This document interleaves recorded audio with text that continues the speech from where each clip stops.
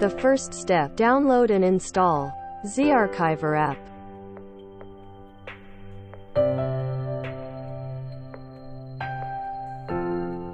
Second step, search zip file in memory storage.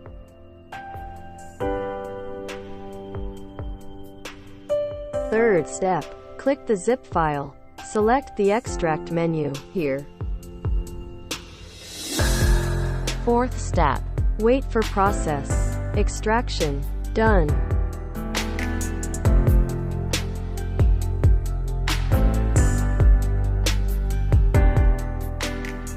Thank you for watching.